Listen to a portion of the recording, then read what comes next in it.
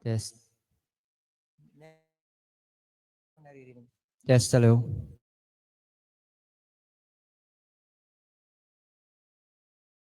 At welcome po sa SGMA Church of Christ. We would like to apologize for a delay. Nagkaroon lang po kami ng konting technical problems. But we will continue na po sa ating Bible study. And we encourage everyone to join, lalo na po sa mga nasa online. Ano po, kung meron po kayong gustong sabihin or i-add up doon sa pinag-uusapan namin online or today dito sa site, pwede niyo pong i-comment sa ating comment box and we will make sure or we will do our best to read yung mga comments niyo po para po engaging po tayo, ano? Para po sa pagbubukas ng ating Bible study, tawagan po natin si kapatid na Ivy for our opening prayer.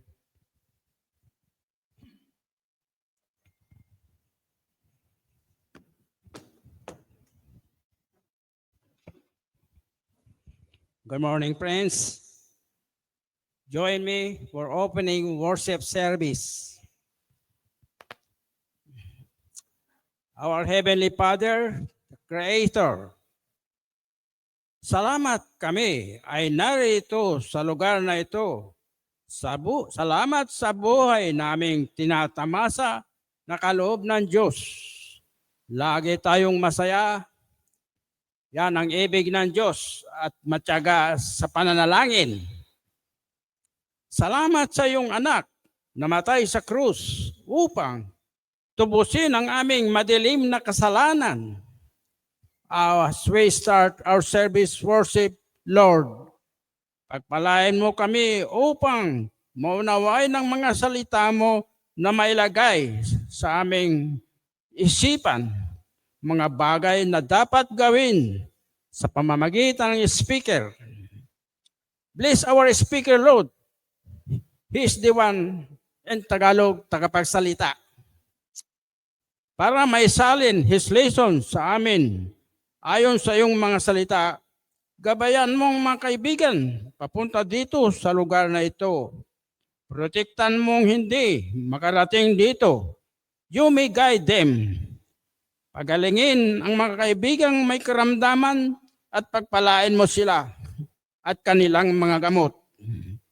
Patawarin mo ang aming mga nagawang kasalanan. This thing we ask in the name of our Lord and Savior, Jesus Christ. Amen.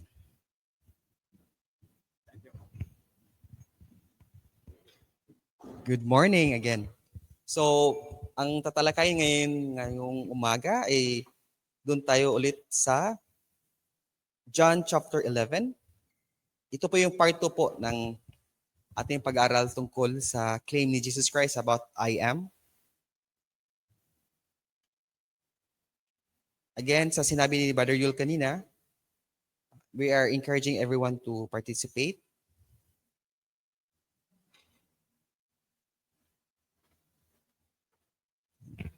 So, doon tayo ngayon sa chapter 11. At tunghayan natin po itong claim of Jesus Christ about I am the resurrection and the life.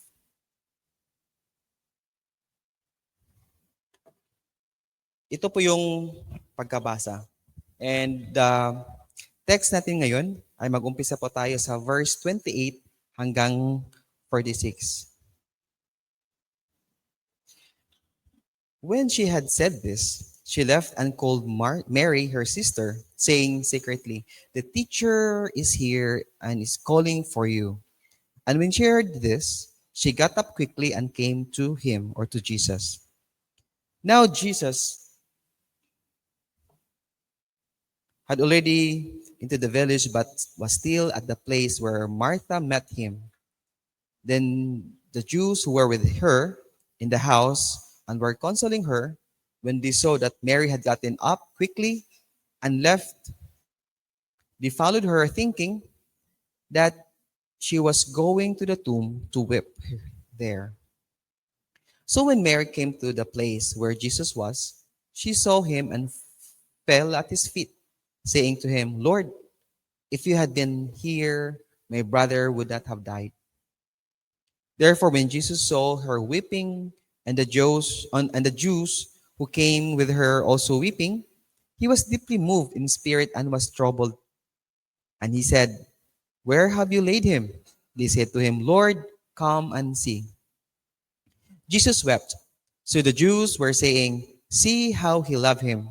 But some of them said, Could this man who opened the eyes of the man who was blind that have also kept this man from dying? So Jesus again, deeply moved within, came to the tomb. Now it was a cave, and a stone was lying against it.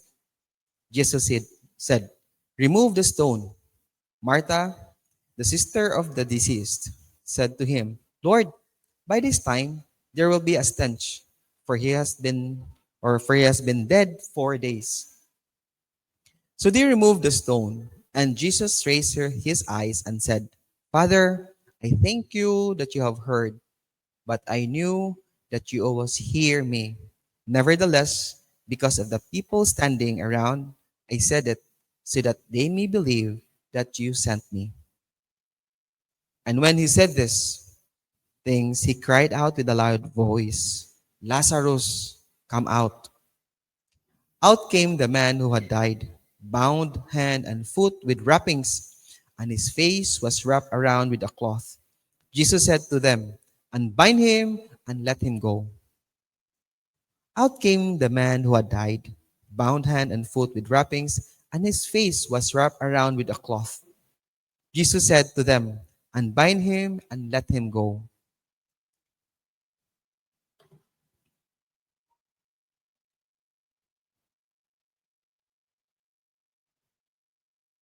Therefore, many of the Jews who came to Mary and saw that he had done, or what he had done, believed in him.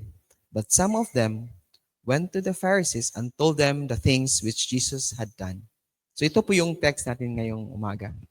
So sino po yung pag-remember po ano yung nangyari prior dito po? Prior po sa kaganapang ito, ano ba yung what discussion between Jesus and Martha?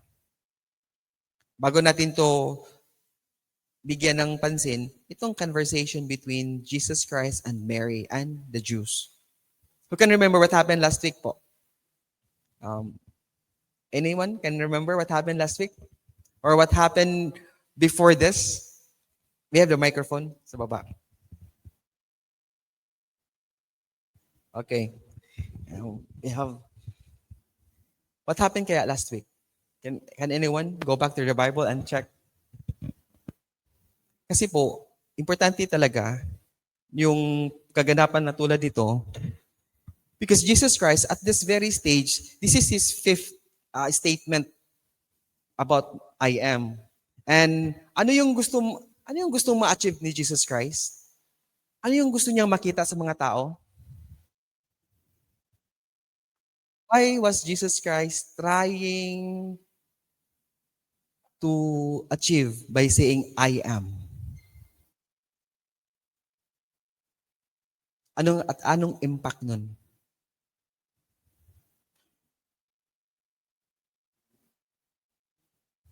Sige na, Brother Bong. Why?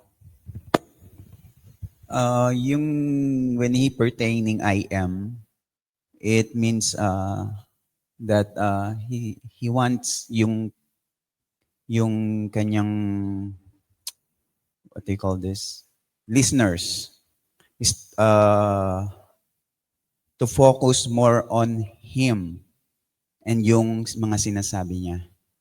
No, that's why for example, like say I am the engineer. So yung mga listeners ko is thinking that I am good in something building a house or everything because I declare to them that I am the engineer. No? So alam ko yung mga pasikot-sikot sa structure. So same thing with Jesus Christ, no? when he say I am, he wants his listeners na talagang mag-focus lang sa kanya at yung mga sinasabi niya is based dun sa I am niya, no? Like, I am the shepherd.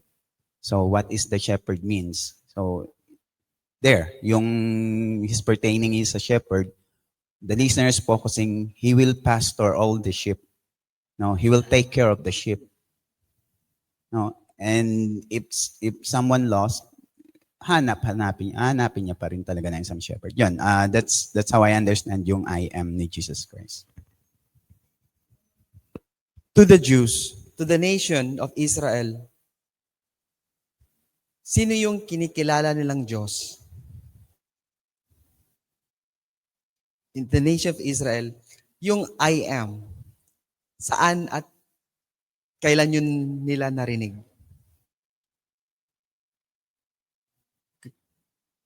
Yung claim ng I am, sino yung maalala ng mga Israelites?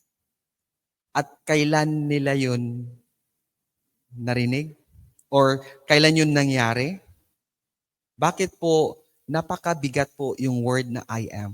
Ano pala ibig sabihin ng I am? Ego eme. In Exodus chapter 3, no? Even from the very beginnings, ano yung Sister Gina? 'Di ba? I am, 'di ba? Sabi ni Moses, kung pupunta ako sa mga tao nyo, sa bayan nyo, anong isasagot ko kung magtatanong ang mga tao kung sino nagpadala sa iyo? Then sabi ng Diyos sa burning bush, paano napakilala ang Diyos sa burning bush kay Moses? I am. And then, it was very I would say monumental. Bakit po? Napakatibay po ng ginawa ng Diyos to establish Himself na siya nga ang Diyos na buhay at walang iba. And during the wilderness, ano yung ginawa ng Diyos na kahabag-habag para maniwala nga ang tao na siya nga ang tunay at nag-iisang Diyos at naway wala sila ibang sambahin kundi siya lamang. Ano yung maalala natin mga ginagawa o ginawa ng Diyos sa wilderness? Can we cite an example or a certain event na ginawa ng Diyos para maniwala sila? Anyone? Yung he provided the things that need ng mga tao doon. Okay, example. Sabi ng Diyos, I am. So ngayon, nagbigay sila ng bread, yung manna. So anong counterpart ngayon doon sa New Testament, panahon ni Jesus? Nag-feeding siya ng 5,000 para i-equate niya yung nagkiklaim ng I am, hindi ako iba nun eh. Kung kaya na magbigay ng manna for 40 years, I am the bread of life. Kasi yung nangyari noon, ang mga tao nabusog sila pero nagugutom na naman mamaya-maya. So I am. So that's one. Ano pa yung ibang nangyari in the past, in the wilderness, na yun yung mini-mirror ni Jesus sa kanyang mga claims? Ano pa? Sister Ching, Attorney Ching, ano yung malala mo yung nangyari? Yung nagsawa na silang kumain ng mana. Oo. So, binigyan sila ng parang ulam, quail. Oo. So, yon. So, nagbago ba? Mas lalo bang tumibay ang kanilang pananampalataya o mas lalo silang tumigas yung ulo nila? Anong nangyari sis? Yung nagpaulan ang Diyos ng quail, mas lalo ba silang namangha at sabi ng Lord, ikaw na talaga, wala nang iba? Mas lalo bang tumibay yung pananampalataya nila?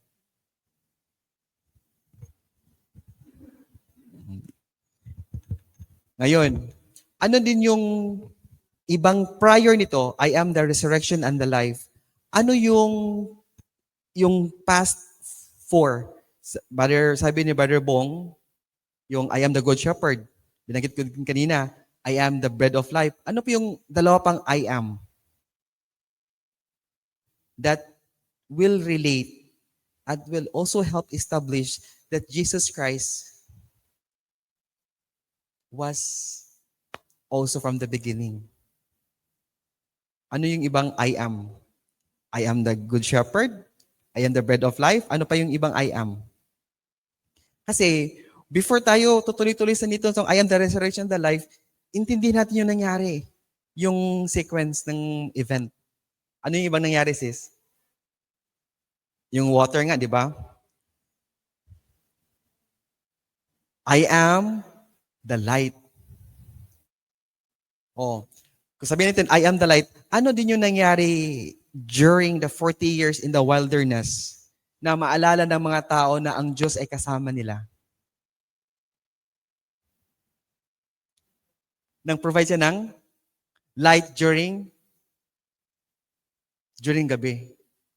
Diba?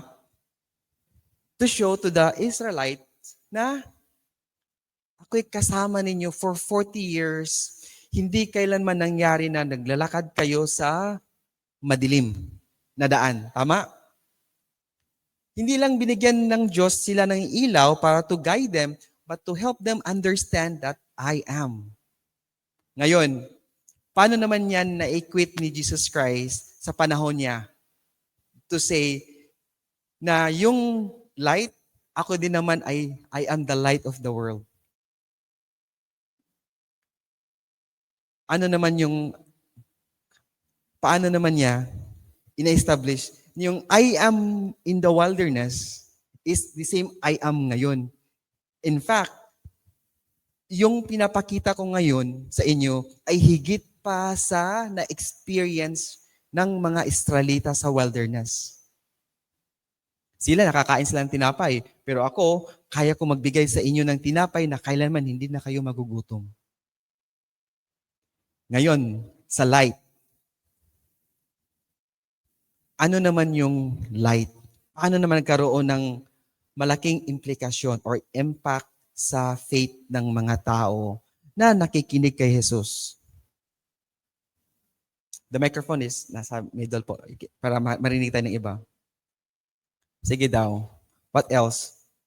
Ano ba yung impact ng I am the light of the world? Ano ba yung nangyari pala noon? Paano pinakita ni Jesus na I am the light of the world? You can remember? Yung nagbigay po ng sight si Jesus dun sa blind man.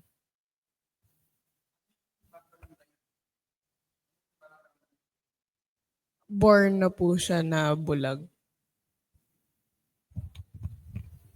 Pwede mabulag ang isang tao kasi na-disgrasya siya, tama. At pwede siyang pagalingin through operation o bigyan siya ng bagong mata para buling siya makakita. Si Jesus, yung man born blind, is something special. As a very unique event. Bakit? Sabi ng yung na-heal ni Jesus Christ, sabi niya, wala pang nangyari kailanman from the very beginning that a man born blind nagkaroon ng seeing or yung light, sabi niya. And because of that, ini-establish ni Jesus na tingnan nyo, ano masigit ngayon, yung 40 years na naglalakad ang mga tao sa wilderness na may light na nauna sa kanila during gabi, o itong taong mula sa pagkabata niya, siya ay bulag.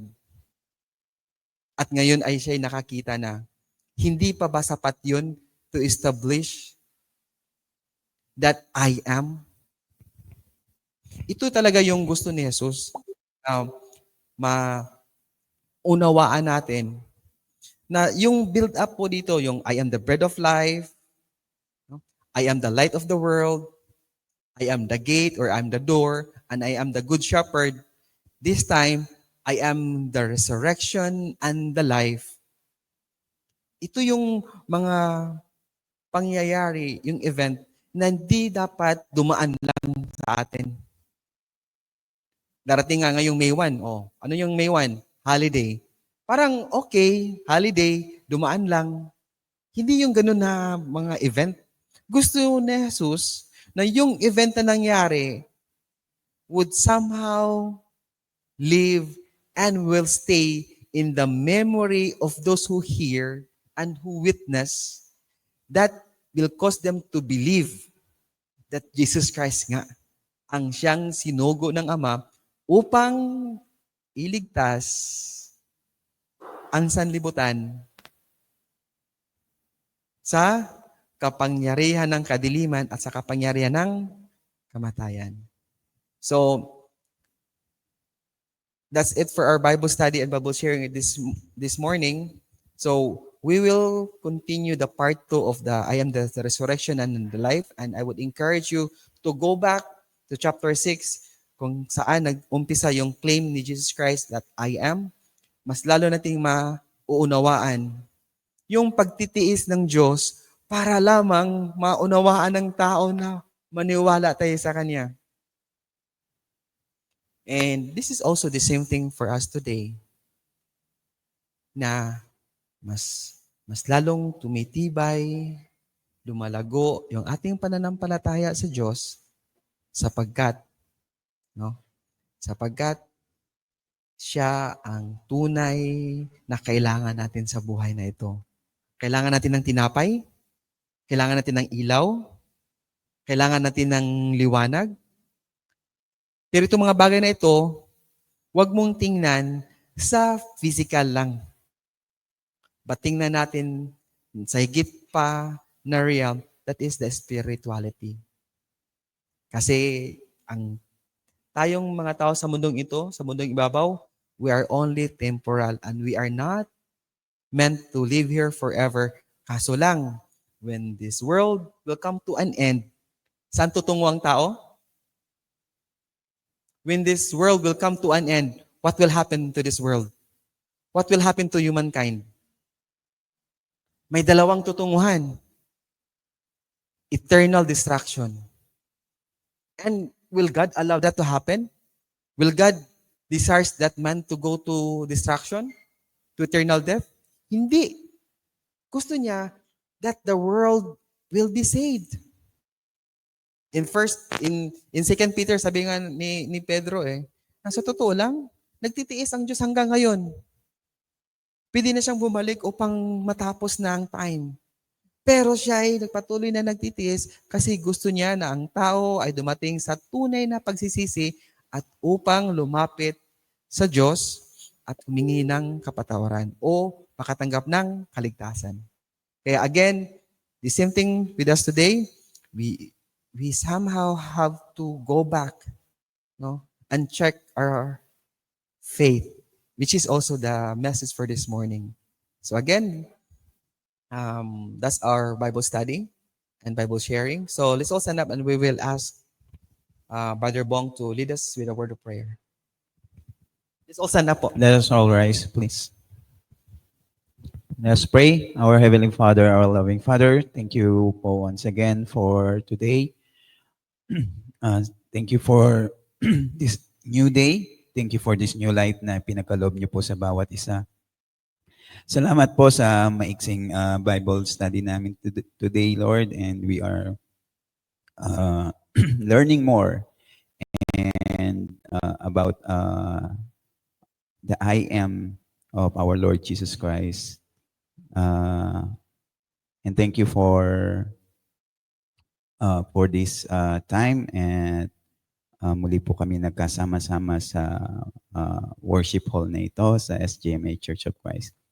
Naway gabayan niyo po at ligtas niyo pong dalhin dito ang aming ibang kapatid na wala pa po dito. Makasama namin sila sa pananambahang ito. And Lord, also please maitawid po sana namin ito ang aming worship for today, for this Sunday.